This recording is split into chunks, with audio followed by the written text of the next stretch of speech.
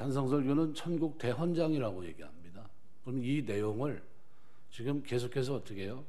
반복해서 말씀하셨다는 겁니다. 여기 가서도 저기 가서도 중요한 때마다 제자들이 받아들일 수 있도록 이렇게 했다는 겁니다. 그래서 여기 중요한 거는 온유한 자인데 프라우스라는 단어는 아마 많이 들어보셨을 겁니다. 이 단어가 쓰였던 것은 BC 한 800년경 시인 호모가 헬라어 문안에 처음 등장하게 되는데 호모에 의해서 그가 쓴 이후에 쓰입니다. 헬라어 역본 72역에서는 19번 쓰였는데 신약에서는 딱 3번 쓰입니다. 마태복음 오늘 본문의 5절 또 21장 5절 보면 겸손이란 단어로 번역이 되어 있어요. 또 베드로전서 3장 4절에서도 이렇게 쓰입니다. 참 어떻게 보면 중요한 거에 비하면 굉장히 용례가 작다 이렇게 생각이 듭니다. 그래서 이 72역에서 히브리어 대역으로 만약 이것을 헬라어로 썼다고 한다면 히브리 말로 뭘 얘기했을까 이게 굉장히 중요한데 히브리어에서는 아나라는 말입니다. 그런데 이 여기에서 유래한 아나우라는 단어인데 72역에서는 이 단어가 19번 쓰였는데 용례가 중요합니다. 4가지 용어예요. 가난하다, 괴로움을 당하는, 겸손한, 온유함. 이게 동의어라는 겁니다. 그러니까 온유라고 하는 거는 겸손과도 동의어고 가난함과도 동의어고 괴로움을 당하는 것과도 연관이 있다는 겁니다. 이것을 전체적으로 이해를 해야 그 다음에 전체 내용을 우리가 이해할 수 있습니다. 그래서 아나우라는 이 히브리 말, 이 구약에서 쓰였던 이 단어 온유 또는 겸손 또는 가난함, 괴로움을 당하는 이런 단어입니다. 그러니까 억눌리고 속임을 당하고 착취를 당하고 그런데도 무방비 거의 무력한 사람을 묘사할 때 주로 이 단어를 썼습니다. 그런 의미에서 본다면 이 아나우란 단어는 1차적으로는 물질적으로 가난하고 억압받는 사람이라는 의미가 있고 이것은 조금 더 나아가서 고난, 핍박 속에서도 겸손하게 여호와의 도움을 바라면서 여호와의 뜻대로 사는 사람이란 의미를 그 속에 담고 있는 겁니다. 우리 결론적으로 얘기해서 여러분 노아가 의로운 사람입니까? 얘기하면 여러분 어떻게 생각하세요? 그가 경건한 사람이었을까? 경건한 사람입니다. 왜 그랬을까요? 뭐 말 그대로 120년간 방주를 짓는데 어떤 모습을 가지고 짓습니까? 아주 그냥 조롱과 멸시를 당하면서 짓죠. 그런데도 어떻게 해요? 꿋꿋이 하나님에 대한 말씀에 대한 약속에 대한 소망을 가지고 살아갑니다. 그거를 우리는 그 상태를 온유라고 합니다.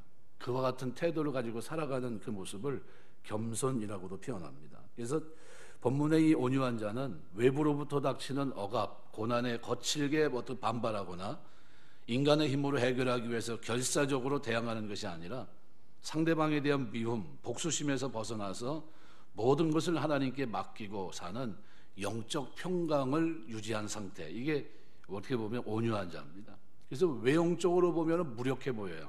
그런데 내면으로 보면 하나님에 대한 굳은 신뢰, 소망이 있습니다. 요동하지 않습니다. 심지가 굳고 일관성이 있고 그래서 이런 사람들은 외유내강입니다. 외적으로는 부드러운데 내적으로는 강해요. 그 마음에 이미 주인이 있기 때문입니다. 그래서 이 프라우스라는 말은 조랑 말 그대로 야생마가 길들여진 걸 말해요. 누굴 통해서 선천적으로 되는 게 아니라 이건 어떻게 후천적이다. 누굴 만나서 일어난 결과입니다. 바로 하나님이에요. 하나님 만났기 때문에. 그래서 이 불의한 세상 속에서 어떻게 보면 가장 중요한 이 태도가 이 온유한 삶의 모습이 아닌가. 이 성경에 보면 하나님이 인정했던 온유한 사람은 누굽니까? 구약의 대표로는 모세고 신약은 누구예요? 그리스도를 표현합니다. 사람의 몸을 가지고 이 땅에 오신 예수님은 자기를 뭐라고 얘기합니까? 자기의 정체성을 나는 온유하고 겸손하니 그래서 내게로 와서 내 멍에를 메고 내게 배우라. 그럼 어떤 게 온유라는 겁니까? 예수님의 삶에 온유가 그대로 드러나 있다는 겁니다. 어떻게 온유한 자가 어떻게 사는지를 보여준 겁니다. 예수님이 뭘 하셨어요? 이 땅에 오셔서 십자가 지시기까지 가진 모욕과 조롱과 멸시와 수모를 당하십니다. 그런데도 어떤 태도를 보이십니까? 예, 마지막 십자가 앞에서는 12영 더 되는 군사를 부를 수 있음에도 불구하고 그렇게 하지 않으세요. 예, 힘으로 할 수 있는 데 하지 않고 어떻게 해요? 하나님의 뜻을 붙들고 그 소망 가운데 묵묵히 나아갑니다. 그걸 뭐라고 표현하냐 하면 온유라고 얘기하는 겁니다. 그게 온유예요. 그러니까 사람들은 문제가 생기면 교회 또 신앙 안에서 두 종류의 사람이 있어요. 자기 힘으로 하려고 하는 사람, 또 하나는 하나님께 문제를 가지고 나오는 사람. 이 두 사람이 있습니다. 딱 두 종류예요. 내 지식, 내 경험, 내 연륜, 그죠? 이걸 가지고, 내 경험을 가지고 문제를 풀어가려고 하는 사람이 있고, 또 하나는 뭐예요? 그런 거 내려놓고 하나님께 맡기는 사람이 있어요. 그래서 이 온유는 어떤 사람일까요? 자기가 풀어가는 게 아니에요. 하나님께 맡기고 순종하고 종된 자의 자세로 소망 가운데 묵묵히 그 뜻이 이루어지길 위해서 견디고 이겨나가고 하는 겁니다. 아주 강한 모습이에요. 하나님을 의뢰하기 때문에 그 길을 걷는 자의 모습입니다. 우리 지난 시간 하나님과 사람 앞에서 자기 영혼의 처절한 실제 모습을 보고 자신 때문에, 죄악 때문에 울고 가슴을 찢고 하나님 앞에 내놓을 곳이 없는 완전한 영적 파산을 선고하고 그러한 자신에게 사형 선고를 내려본 사람은 바로 온유한 자가 된다는 거예요. 그냥 되는 게 아니라 이 세상 사람들이 온유한 자가 될 수 있을까요? 되지 못합니다. 왜 그러냐 하면 성경을 보면서 특별히 마태는요, 유대인, 구약에 능통했던 유대인들을 대상으로 성경을 기록했습니다. 유대인들을 대상으로 했다는 것은 성경 지식이 어때요? 아주 잘 아는 사람들에게 이 메시지를 전합니다. 그러니까 이 유대인들이 보고 있는, 알고 있는 그런 어떤 이미지들을 전체 다 수용하고 있는 거예요. 그래서 그걸 가지고 은유적으로, 때로는 직설적으로 그 문제를 풀어가고 있거든요. 그러니까 마태는 유대인들의 어떤 관점에서 그들이 어떻게 복음을 받아들이는지, 그리고 예수님 말씀 어떻게 받아들여야 되는지, 그리고 어떻게 살아야 되는지, 그런 문제를 다룬 겁니다. 그래서 여기서 이 온유는 자기의 가난함과 죄됨을 인해서 깊이 절망하고 애통하는 마음으로 눈물을 흘려본 사람들에게 만들어진 영적 자질인데, 그 시대와는 맞지 않는 얘기입니다. 이제 무슨 얘기냐면, 유대는 로마의 복속이 됐고 로마는 그 시대의 맹주입니다. 다 끌어갔어요. 그럼 뭘 얘기할까요? 약육강식이에요. 자기들은 뭐예요? 힘 있고 용기 있고 용맹하고 한 그것이 뭡니까? 쉽게 말하면 그 시대에 어떤 모든 걸 이룰 수 있는 길이었습니다. 길. 근데 그런 세계와 가치관을 갖고 있는 로마에게 복속이 됐고, 그런 그들에게 하나님의 복음을 전하는데 지금 뭐 얘기하는 겁니까? 약하고 아주 무능해 보이고 하는 이것이 복이 있다 얘기하면 여러분 어떻게 받아들이겠어요? 이게 뭐지? 그게 왜 복이지? 이해가 되질 않는 겁니다. 그런데 그거를 지금 얘기하고 있는 거거든요. 그러니까 그 당시의 사람들이 상상할 때 그 복은 뭘까요? 힘 있는 사람이 땅을 차지하는 게 맞다는 거죠. 그죠? 로마가 세상을 정복하고 칼로 싸워서 승리하고, 그죠? 그래서 팍스 로마를 만드는 게 그게 힘인 것처럼 보이고 그것이 땅을 차지하는 자들처럼 보였죠. 그런데 그게 아니라 여기서 지금 얘기하고 있는 건 뭡니까? 그게 아니라 온유한 자가 땅을 차지한다는 거예요. 이 땅이란 개념은 굉장히 구약적인 폭이 굉장히 넓은 의미가 담겨져 있기 때문에 뭐 이제 아주 뭐 쉽게 말하면 이 땅에서 우리가 이제 하나님이 정한 천국을 향해 나아가는 과정 속에서 이 땅, 그 범주 안에서 우리가 하나님과의 관계, 화평의 관계를 누리는 그 상태를 이제 오늘 본문에서는 땅을 차지한다는 표현으로 이렇게 표현해 주고 있는 겁니다. 여기 지금 온유는 그래서 우리가 아는 그대로 사전적으로 보면 겸손하고 부드럽고 따뜻한 거예요. 그런데 이게 그냥 만들어질 수 있을까요? 태생적으로 불가능한 인간의 모습에서 겸손하고 부드럽고 따뜻한 모습이 만들어질 수 있나? 불가능합니다. 그러면 어떻게 만들어집니까? 죄되고 악하고 가난하고 헐벗고 무능한 자기의 영적 실존을 보게 되고 하나님께서 그분의 넘치는 부요 영원한 사랑으로 나를 덮으시고 아끼시고 위로하시는 지를 아는 사람에게 뭐가 만들어지냐면 이 겸손함이 만들어져요. 이 온유함이 만들어지고 어떤 저항에도 어떤 아주 힘든 상황에서도 견디는 힘이 그 속에 생겨집니다. 이게 온유예요. 그래서 이 겸손한 부드러움이 만들어져요. 그러니까 생태적 자질로는 불가능합니다. 자기의 악함, 영적 헐벗음으로 인해서 많이 울어본 사람들이 남들이 자기를 대하는 태도 때문에도 상처받지 않아요.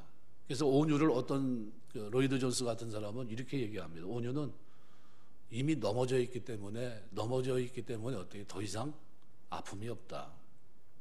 누가 뭐라고 해도 이미 나는 어떤 상태에 나의 자아를 알아요. 내가 어떤 사람인지, 내가 얼마나 부족한 사람인지 이걸 압니다. 그래서 전혀 어떻게 흔들림이 없다는 거죠. 뭐 누가 뭐라고 해도 그래서 예수님의 모습을 보면 흔들림이 없습니다. 여러분 여기 가난하다는 이 푸토코스라는 말은 절대 결핍입니다. 제가 전에 그 얘기를 하면서 가난한 자가 두 종류가 있다고 그랬습니다. 그죠? 하나는 뭐예요? 자기 스스로 일어나는 가난, 그죠? 근데 하나는 또 뭡니까? 일으켜 주지 않으면 절대로 못 일어나는 가난. 여기서 말하는 이 푸토코스라는 말은 나중에 두렙돈을 이제 드렸던 한 과부가 드렸던 그때 썼던 단어가 이 푸토코스라는 단어예요. 가난. 어떤 가난입니까? 누가 일으켜 주지 않으면 절대 일어나지 못하는 가난함. 이게 이 프라우스라는 단어 속에 가난함, 겸손함, 온유 이것이 다 그 속에 들어가 있어요. 그래서 전에 이 겸손을 제가 한번 정의하면서 뭐라고 했냐면 내게 일어난 일에 대해서 이상하게 생각하지 않는 상태, 이게 겸손이다. 앤드류 머레이가 그 얘기를 했는데 겸손 자체도 어때요? 이게 태생적으로 만들어지는 겁니까? 아니면 후차적인 겁니까? 그리스도를 만나고 난 후에 맺혀지는 삶의 모습이에요. 그러니까 이게 이 오늘 본문에서 얘기하고 있는 이런 일련의 내용들이 온유한 자가 된다는 것이 성경으로 보면 마치 선지자가 되는 것과 똑같아요. 그러니까 우리 하나님 백성들이 살아가는 동안 어떻게 살아야 될 것인가에 대한 분명한 방향을 우리에게 제시하고 있는 겁니다. 자기의 악함, 영적 헐벗음으로 인해서 울어본 사람은 남들이 자기를 대하는 태도 때문에 상처받지 않아요. 왜요? 나는 이미 하나님의 정죄를 받아도 마땅한 사람이고, 그래서 심지어 나에게 나쁜 말, 저주, 비난, 악에 찬 조롱까지도 그대로 받아줄 수 있어요. 왜요? 이미 온유한 자가 되었기 때문에. 그래서 사람들 앞에서는 드러내놓고 반격하지 않지만 마음속에 칼을 품고 두고 보자 이렇게 보복하려고 하지도 않습니다. 이웃이 자기에게 내리는 평가에 변론하지 않고 자기를 드러내지 않아요. 자기 연민에 빠져 민감해하지도 않고 하나님 앞에서 자기를 보고 무수히 고백한 그 연장선에서 귀를 열어 상대방의 이야기를 받아줄 수 있는 사람, 이 사람이 뭡니까? 온유한 사람이라는 거예요. 그래서 온유는 남들이 나에게 하는 평가, 행실, 반응 이것을 마음을 기울여서 받아들이고 수용하는 능력입니다. 우리가 예수 믿고 하나님의 자녀가 돼서 참 이런 모습이 돼야 돼요. 그래서 내 뭐가 죽었습니까? 내 자아가 죽은 겁니다. 그래서 귀가 열려서 다른 사람들의 말도 수용하고 악한 의도를 가지고 마음을 헤집어 놓는 말을 해도 겸손하고 부드러운 태도로 받아들일 수 있고 자기 연민이나 보복 심리도 없이 그것을 들을 수 있고 상처받지 않고 이겨내는 것, 이게 온유예요. 그래서 하나님이 우리를 하나님 백성으로 삼으시고 복된 자로 만드시는데 단계로 어떻게 해요? 끌어가십니다. 그죠? 처음에 심령이 가난한 자, 애통하는 자, 그 다음에 뭐예요? 온유한 자로 나아갈 수 있게 하십니다. 온유한 자. 이게 천국을 얻을 수 있는 사람이 누구냐? 바로 이 온유란. 그래서 이 카리스마로 세상을 지배하고 명령하는 그런 힘은 아니지만 온유는 강인합니다. 마음의 상처와 흔적을 남기지 않고 귀를 열어 다른 사람들의 말을 듣고 수용하는 성경적인 강인함, 이것이 온유입니다. 그래서 온유한 자가 땅을 차지하는 것은 그래서 너무나도 분명한 겁니다. 여러분 구약에 보면 아브라함이 조카 롯과의 관계에서 창세기에 보면 14장인가요? 거기 보면 그 내용이 나옵니다. 내가 우하면 내가 좌하고 내가 좌하면 내가 우하겠다. 여러분, 조카보다 누가 더 위에 있어요? 삼촌이 위에 있잖아요. 그런데도 어떻게 얘기합니까? 얘기하는데 거침이 없어요. 그냥 받아줍니다. 그냥 이해하고, 그래서 묵묵히 이렇게 나가는 모습이. 그래서 온유하다고 하는 것은 하나님과의 관계에서 어떤 일이 일어난 결과로 어떤 태도, 성격이 달라진 겁니다. 그래서 우리 안에 있는 죄를 해결할 수 있는 방법은 오직 예수님의 십자가 보혈을 믿는 것밖에 없습니다. 이것을 깨달은 사람이 진정으로 마음이 가난한 사람이고 복 있는 사람입니다. 그래서 애통하는 자가 복이 있다고 하는 것은 우리가 하나님 말씀으로 내면을 보아서 내 안이 철저하게 망가져 있고 그것 때문에 예수님이 고통스럽게 십자가에 죽으신 것을 깨닫고 울게 되는 겁니다. 이 마음이 가난한 것이 깨닫는 것이라고 한다면 애통하는 것은 감정적인 겁니다. 신앙은 지식이나 머리로만 되는 것이 아니고 감정적인 것이 동반돼야 돼요. 우리가 하나님 앞에 울 때 우리는 성령 하나님의 위로를 받게 됩니다. 예수님께서 온유한 자가 복이 있다고 말씀하셨는데 이것은 하나님을 만남으로 우리의 성격이나 인생관이 완전히 변하는 것을 말합니다. 그러니까 예수님을 만나기 전과 후가 달라요. 만났다는 건 뭡니까? 가난함과 애통함을 이미 경험하고 있고 그것은 뭐로 연결됩니까? 온유함으로. 온유함은 뭐라고 그랬습니까? 겸손함과 동의어입니다. 가난함과 동의어예요. 괴로움에서 이겨나가는 그 모습이 그대로 있는 겁니다. 그래서 예를 들면 모세가 애굽의 왕자입니다. 왕자 수업을 받았고 세상 성공의 길을 걸을 때는 자기 힘, 방법, 능력으로 히브리 노예들을 도우려고 했습니다. 결과는 어떻게 돼요? 사람 죽이고 살인자가 됐고 결국은 도망자가 됩니다. 광야 40년 세월을 보냅니다. 그러던 어느 날 떨기나무 불이 붙었는데 타지 않는 떨기나무를 본 겁니다. 가까이 갔다가 누굴 듣게 돼요? 살아계신 하나님을 뵙게 됩니다. 하나님 앞에서 모세는 그야말로 아무것도 아니었어요. 그때 그 상태는 뭡니까? 살인자요, 도망자요, 패배자의 모습입니다. 모세는 하나님 앞에서 자기가 아무것도 아니라고 고백할 수 있었고 비로소 온유한 자가 됩니다. 왜요? 살아계신 하나님을 만났기 때문에, 체험했기 때문입니다.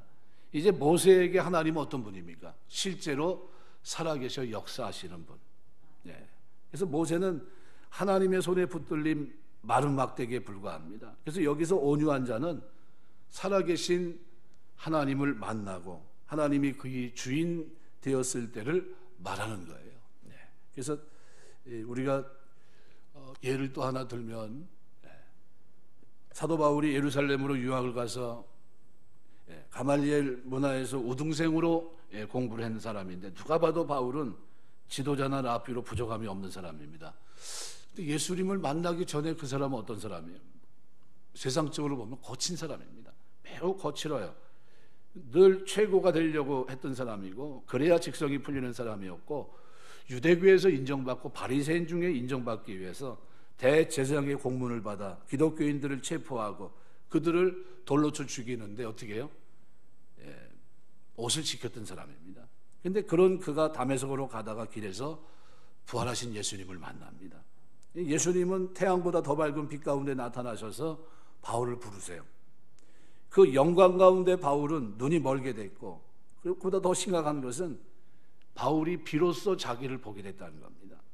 그래서 하나님의 진노를 받아 마땅하고 이대로 죽으면 지옥에 갈 수밖에 없는 자신을 봅니다. 이때 바울이 예수님 앞에서 모든 것을 버리고 이제 예수님의 종입니다. 예수님의 종으로 변화가 돼요.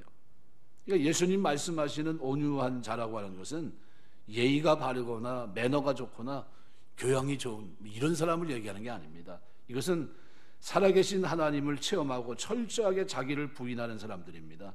그래서 천국에 대한 소망이 분명한 사람이 온유한 자예요. 천국에 대한 소망. 그러니까 모세에게 내 발의 신을 벗으라 하면서 내가 선 땅은 거룩한 땅이라 말씀하셨는데 여기 신을 벗는 건 뭡니까? 종들이 하는 행위예요. 종들. 그런데 이런 자세가 누구에게 생깁니까? 모세에게 생겨요. 모세는 어떤 사람이에요? 왕이 될 사람입니다. 쉽게 말하면 왕의 그 대열에 합류할 수 있는 사람입니다. 그런데 그가 그런 것들을 다 집어 던져요. 세례 요한은 예수님 앞에서 자기 자신을 내세우거나 따지지 않습니다. 요한복음 3장 30절 보면 그는 흥해야 되겠고 나는 쇠하여야 하리라. 하나님을 만난 사람은 자기가 하나님 앞에 어때요? 부족한 것을 깨닫고 자신은 하나님의 종된 것으로도 만족한다고 고백합니다. 왜요? 이런 종들은 자기가 모든 것을 다 해야 된다고 생각하지 않고 이제부터 누구예요?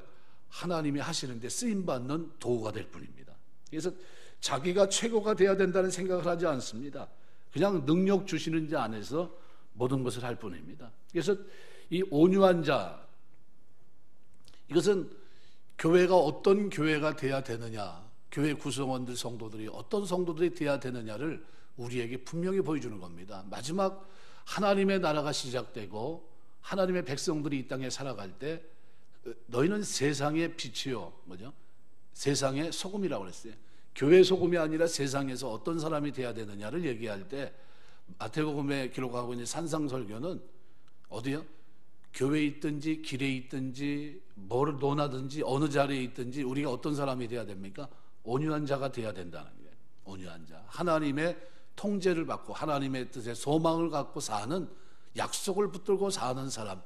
그래서 약한 것 같지만 강인하고 모든 원수를 갚지 않고 오히려 누구예요?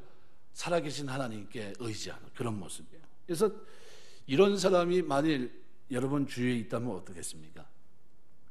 즐거움이 있을 것 같아요. 그죠? 그런 온유한 사람이 있으면 나를 어떻게 감싸주니까. 교회는 사실 냉랭한 공동체가 되면 안 됩니다. 너는 너고 나는 나다. 이건 그러면 안 됩니다. 교회는 상처가 있음에도, 상처를 받았음에도 교회 오면 따뜻하고 겸손하게 서로 마음으로 선한 마음을 가지고 서로 어떻게 감싸 안아줘요. 이게 뭡니까? 교회입니다. 근데 이것을 할 수 있는 능력이 뭡니까? 바로 그게 온유함이에요. 온유함. 그래서 서로 본성과 기질이 다 같은 존재임에도 불구하고 자기 안에 있는 죄로 인해서 하나님 앞에 많이 울었어요. 자기의 헐벗음과 굶주림을 보고 탄식하며 자기 자신이 얼마나 은혜가 필요한 존재인지를 철저히 하나님 앞에 울며 자백했기 때문에 악한 말을 쏟아내는 대상에게도 따뜻하게 받아낼 수 있고, 그죠? 그 이상의 환경 속에서도 견딜 수 있는 것, 이게 뭡니까? 교회입니다. 그래서 교회는 바로 그 온유 공동체예요. 온유한 사람들의 공동체. 우리는 누구나 불완전합니다. 기준에 못 미치는 사람을 비난하거나 정죄하고 그것을 저 사람 안 돼, 끌어내려서는 안 됩니다. 왜요? 조금 모자란 것 때문에 고쳤을 정도라고 한다면 우리가 뭔가 좀 교훈도 하고 가르치기도 해야 되겠지만 우리는 그런 정도가 아닙니다. 우리 인생 자체가 다 뭡니까? 새로 부수고 새로 져야 되는 그런 겁니다. 리모델링 정도로 그냥 대충 그냥 이렇게 하면 고쳐지고 온전해지고 이런 상태가 된다면 좋을 텐데 그게 아니라 하나님 앞에서 자기의 가난함, 죄로 인해서 애통하는 성도의 삶에 완전히 무너져서 새로 지어져야 되는 그런 존재라는 거예요. 그러니까 이러한 사람들에게 하나님께서 반드시 주시는 선물이 뭐냐 하면 온유한 성품입니다. 그러니까 이거는 기도도 하면서 많이 울어야 되고 자기의 죄된 모습 가지고 많이 울어야 되고 자신의 가난함을 보고 많이 울어본 사람들, 그 사람들의 성품 속에 이것이 나타나는 거예요. 그래서 교회는 어때요? 완전한 공동체가 아닙니다. 완성품이 없어요. 우리 모두 허망한 어리석은 인생에 불과합니다. 악하고 불완전하고 부족한 사람입니다. 그래서 결국은 실패할 수 있는데 그럼에도 불구하고 그리스도 안에서 오늘 우리를 하나님이 이렇게 만들어 가시는 겁니다. 그래서 우리가 그것을 믿는 우리의 삶에는 참 대단한 감사함이 있는 겁니다. 왜요? 절대로 온유할 것 같지 않은 그가 온유한 사람으로 변화가 되니까. 온유는 하나님께서 우리를 본성을 바꿔놓은 겁니다. 예수 만나기 전에는 우리가 어떤 사람일까요? 세상적이고 맹수 같은 이리과에 속하는 사람입니다. 늑대 같은 사람.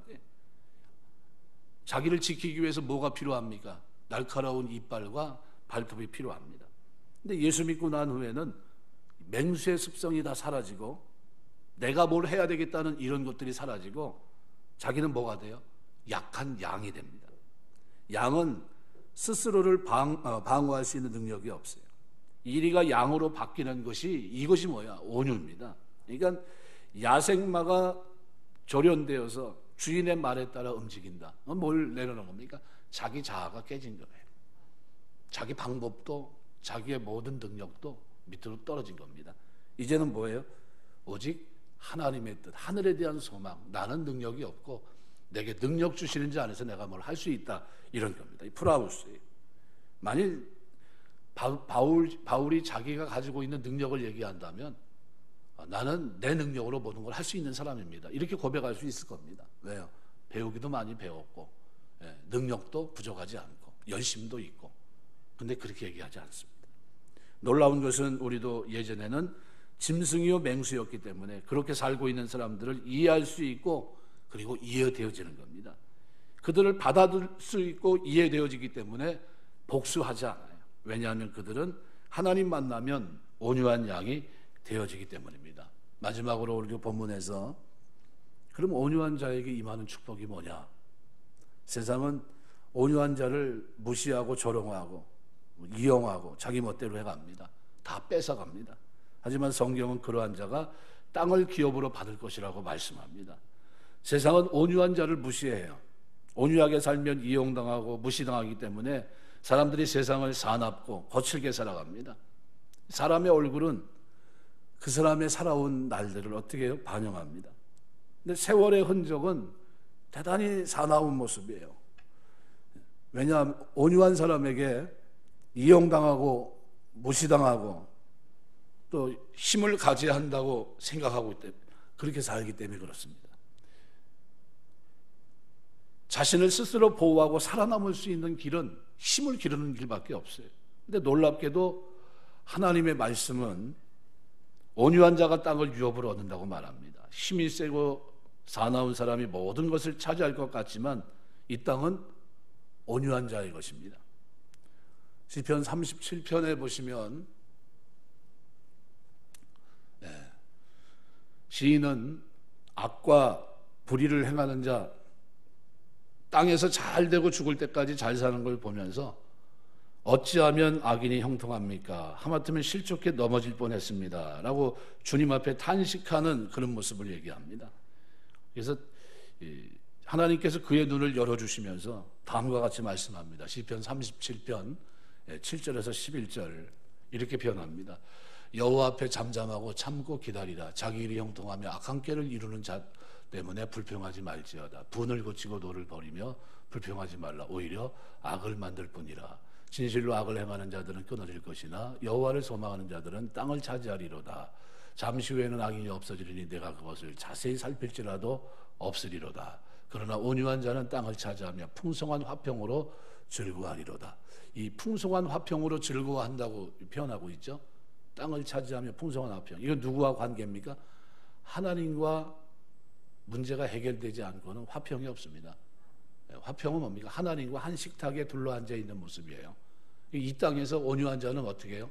하나님과 화평을 즐기는 사람이라는 겁니다. 그러면 천국에 가서요? 아니, 여기서부터 온유한 자는 바로 그런 사람이라는 거예요. 시편 37편 28절 29절 말씀에도 보면 여호와께서 정의를 사랑하시고 그의 성도를 버리지 아니하심이로다. 그들은 영원히 보호를 받으나 악인의 자손은 끊어지리로다.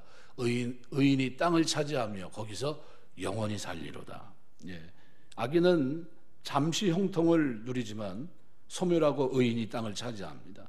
그래서 우리가 이 땅에 사는 동안에 진짜 하나님 백성으로 사는 동안에 이 온유라고 하는 것은 너무나 중요합니다. 왜냐하면 그 복이 천국을 소유한 자의 삶, 하나님과 화평을 누리는 자의 삶입니다. 고린도전서 3장에 보시면 우리가 어떤 존재인지를 우리가 알 수 있습니다. 얼마나 복된 존재인가. 고린도전서 3장 21절에서 23절 말씀해 보시면 그런즉 누구든지 사람을 자랑하지 말라. 만물이 다 너희 것임이라. 바울이나 아볼로나 게바나 세계나 생명이나 사망이나 지금 것이나 장래 것이나 다 너희의 것이요 너희는 그리스도의 것이요 그리스도는 하나님의 것이니라. 다 누구 겁니까? 우리 거라는 거예요. 그러면 세상이 다 우리 겁니다. 디모데후서 2장 11절 12절에 보면 미쁘다 이 말이여 우리가 주와 함께 죽었으면 또한 함께 살 것이요 참으면 또한 함께 왕노릇할 것이요 우리가 주를 부인하면 주도 우리를 부인하실 것이라. 그러니까 이 땅에서 한없이 연약해 보이는 성도가 얼마나 위대한 존재인지를 분명히 말씀하고 있는 겁니다. 우리는 신앙을 가진 이유 단순히 죄 용서받고 남들보다 조금 도덕적으로 바르게 살고 뭐 그냥 남들보다 조금 나은 이 정도가 아닙니다. 천지 만물이 우리 것이고 하나님께 함께 하늘을 다스릴 자이고 심지어 고린도서 6장 2절 3절에 보시면 천사도 우리가 어떻게 해요? 판단합니다. 그래서 우리가 천사를 판단할 것을 너희가 알지 못하느냐 그러하거든 하물며 세상 일이냐. 천사도 우리가 판단합니다. 천사는 뭘까요? 하나님의 지시를 받는 존재도 아닙니까? 그런데도 어떻게 우리는 그런 존재라는 겁니다. 이 성도는 주님과 함께 세상을 심판할 권세를 지닌 대단한 존재예요. 근데 그것이 먼 미래 일만이 아니라 이 땅에서부터 시작이라는 겁니다. 그래서 고린도후서 6장 10절은 우리를 뭐라고 표현하냐면 근심하는 자 같으나 항상 기뻐하고 가난한 자 같으나 많은 사람을 부유하게 하고 아무것도 없는 자 같으나 모든 것을 가진 자니라. 우리가 온유한 자에게 임하는 복이 뭡니까? 바로 이런 사람들이에요. 우리는 아주 존재 자체가 이 땅에서 얼마나 큰 축복의 사람인지 모릅니다. 그래서 이것이 얼마나 큰 능력이고 영향력입니까? 이 성도는 내가 이 땅에서 뭘 소유하고 있느냐 이거 상관없이 그러한 자긍심을 가지고 이 땅에서 온유하게 살 필요가 있습니다. 네. 하나님 앞에서 애통하고 눈물을 흘리는 것이 뭔지를 아는 사람, 이런 사람이 바로 그래야 하늘이 열리고 온유한 성품을 지니게 돼요. 그러한 성도들을 통해서 겸손하면서도 강인한 온유함으로 세상을 바르게 섬기고 땅을 축복하는 은혜가 일어나는 겁니다. 온유한 성품이 가득할 때 그 복이 바로 세상에 흐르게 돼요. 말씀 맺겠습니다. 이 온유를, 이 산상설교를 예수님이 어디서요? 시도 때도 없이 시간만 나면 가르치셨어요. 왜? 중요하니까. 그걸 사복음서가 기록을 하고 있는 겁니다. 부분으로. 그만큼 중요한 내용입니다. 그걸 마태는 함축적으로 구약 율법의 치중에 있는 그들에게 복이 뭐냐를 규정해 준 겁니다. 로마 시대 압제에 있는 그들에게 진정한 복이 뭔지를 얘기한 겁니다. 땅을 힘으로 차지하는 그들에게 땅을 차지하는 자가 어떤 사람이 땅을 차지하는지를 보여준 겁니다. 그리고 친히 예수님이 십자가를 지십니다. 그리고 온유함으로 승리하세요. 아브라함은 이 땅에 사는 동안 온유한 자였습니다. 조카 롯에 대한 이 태도는 그가 어떤 사람인지를 보여줍니다. 다윗은 사울과의 관계에서 그가 온유한 사람이라는 것을 드러냅니다. 기름 부음으로 자기가 왕이 될 것을 알았습니다. 하지만 그는 사울왕의 부당하고도 불친절한 이 처리를 무려 도망하면서 10년간 2번이나 죽일 기회가 있음에도 죽이지 않습니다. 끊임없이 어떻게 해요? 하나님의 뜻에 소망을 가지고 나아가는 모습 보여줘요. 그게 뭡니까? 온유입니다. 우리에게 지금 이 땅에 사는 동안 뭐가 온유입니까? 하늘에 대한 분명한 소망, 하나님의 약속에 대한 약속을 신뢰하고 소망하면서 우리가 날마다의 삶 속에 살아가는 그 삶이 뭡니까? 온유한 삶이에요. 이 삶에 뭐가 있습니까? 가난함, 겸손함, 그 다음에 또 뭐가 묻어 있다고 그랬습니까? 4가지 괴로움을 당하는 그 속에서. 근데 그 내용 자체가 뭡니까? 밑바닥에 지금 무너져 있어요. 하나님이 나를 일으켜주지면 안 됩니다. 그러니까 이 사람들은 다 뭐예요? 자기가 자기 문제를 풀어가는 사람들이 아니라 문제를 가지고 하나님이 도와주셔야 됩니다 하고 엎드려 있는 사람들이에요. 하나님의 약속을 붙들고 소망 가운데 있는 사람들입니다. 이 사람들이 뭐예요? 바로 오늘 본문이 얘기하고 있는, 구약이 얘기하고 있는 아나우라는 단어, 그리고 오늘 프라우스라는 단어예요. 온유하다. 외형적으로는 무력해 보이지만 내면은 너무나 강하고 하나님에 대한 굳은 신뢰가 있기 때문에 요동하지 않고 심지가 굳고 일관성이 있게 이미 외유내강의 사람이고 바로 그 마음에 천국을 소유합니다. 네. 그래서 모세는 지구상의 가장 모든 사람보다 온유한 사람으로 평가됩니다. 그 인물됨을 살펴보십시오. 그러나 나중에는 어떻게 해요? 자기가 가지고 있는 모든 능력을 비천하게 생각하고 자기를 주장하지 않고 자기를 낮추고 비하합니다. 오직 누구만 하나님의 뜻만 소망하면서 나아갑니다. 가나안을 향해 나가요. 모세는 애굽의 궁정과 애굽 바로의 딸의 아들로서의 모든 가능성이 그에게 있었지만 그걸 어떻게 해요? 다 집어던집니다. 그리고 뭘 해요? 그리스도의 종으로서 그 백성을 인도하는 그 일에 올인하며 나갑니다. 이것이 뭐예요? 하나님 뜻에 완전히 자기를 맡겼다는 거죠. 그게 뭡니까? 그게 온유함이에요. 네, 그래서 우리가 신앙생활을 하면서 예수님이 나는 마음이 온유하고 겸손하다. 예수님 생애 전체 박해, 격렬, 야유, 조롱 모든 것이 있었지만 누구의 뜻이요? 하나님의 뜻에 대한 소망을 가지고 나아가는 그 자체가 온유함이었다. 그것이 땅을 차지하고 천국이 바로 그들의 것이다. 이 땅에서 하나님과 풍부한 화평을 즐기게 된다 하는 내용입니다. 이 축복이 우리 동단교회를 출입하는 여러분들에게 임해서 살아가는 동안 온유함으로 승리하게 되시길 주의 이름으로 축원합니다. 기도하겠습니다. 하나님 감사합니다. 온유한 자 아버지 하나님, 이것은 상상 속에 어떤 사람이 그렇게 살았으면 좋겠다 그 얘기가 아니라 하나님이 우리에게 요구했던 하나님 백성, 거듭난 백성들, 천국 백성들이 이 땅에서 어떻게 살아야 되는지를 말씀하신 아주 중요한 아버지 삶의 아름다운 모습입니다. 하나님, 심령이 가난한 자, 애통하는 자, 온유한 자는 연결되어 있습니다. 우리가 주님 섬기며 사는 동안 이런 아름다운 모습으로 천국에 대한 분명한 소망을 가지고 풍부한 화평을 즐기며 이 땅에서 하나님 자녀로 하나님이 도와주셔야 저는 삽니다 라는 아버지 절박함을 가지고 주님 섬길 수 있는 믿음의 사람들 다 될 수 있도록 하나님 축복해 주시옵소서. 도와주심을 믿사옵고 감사하오며 예수님 이름으로 기도드리옵나이다. 아멘.